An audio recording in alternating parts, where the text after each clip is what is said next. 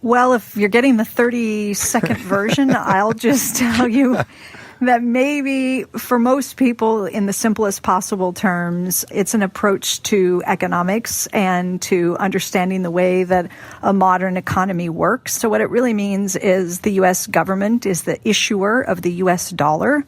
And so the federal government doesn't have to operate its budget like a household does. If you control your own currency and you have bills that are coming due, it means you can always pay the bills on time. Mm-hmm. You can never go broke. You can never be forced into bankruptcy. You're nothing like a household. Inflation could really become a problem, and that's a legitimate concern and one that we care very much about.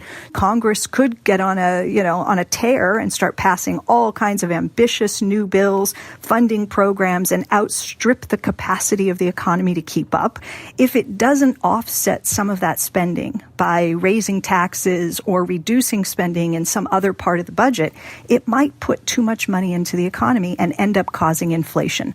So taxes are really a release valve. All right, so this is the place where I say, I hear you. You're kind of keeping up, but this stuff, Kai, is dense. I got it. So think about a bathroom sink, okay? You got a faucet, you got a drain, standard bathroom sink.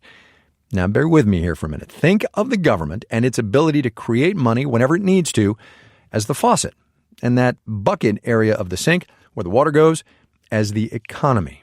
And remember that the government controls how much money, that is water, is flowing into the economy, the sink. The government is creating money to fund programs. Government needs a couple of $1 billion to pay farm subsidies?